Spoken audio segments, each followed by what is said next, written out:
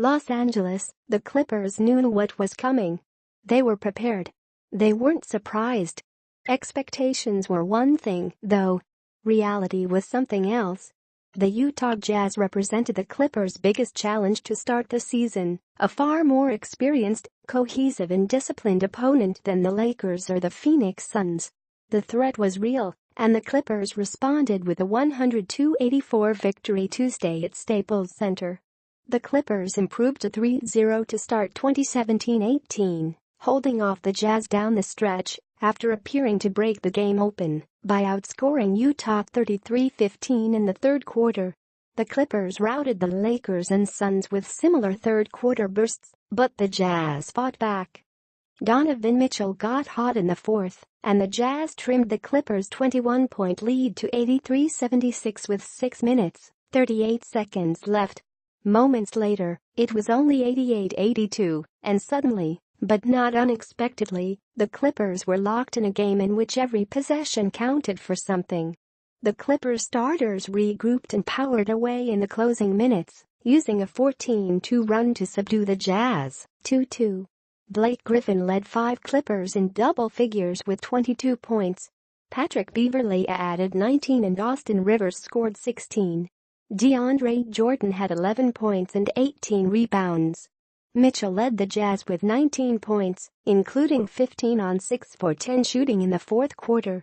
I think it was important for us, after 2 games that weren't really close down the stretch, to be tested a little bit, said Griffin, the Clippers' leading scorer in each of their first 3 games. I thought we did a good job of maintaining our composure and getting stops when we needed them. Guys hit big shots. It's a good lesson for us. Contributions came from each of the Clippers starters down the stretch.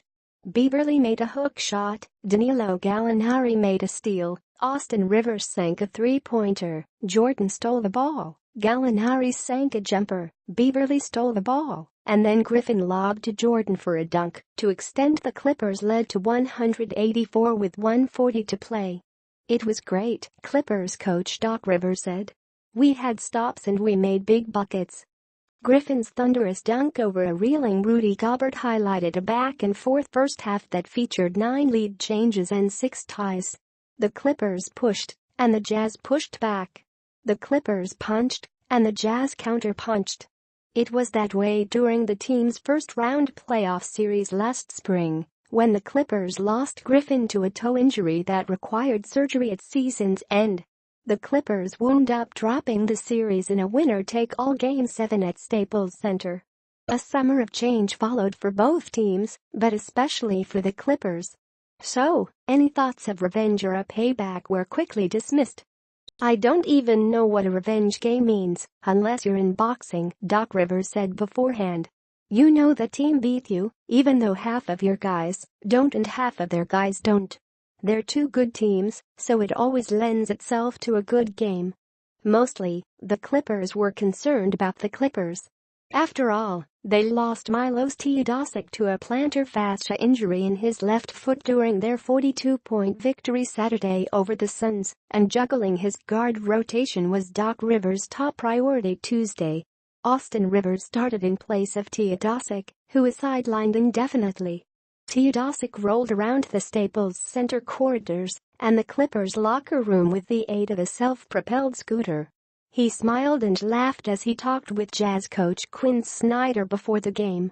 Snyder was an assistant coach with CSKA Moscow in 2012-13, when Teodosic was a star guard. Teodosic hasn't spoken publicly about his injury, but is expected to do so soon.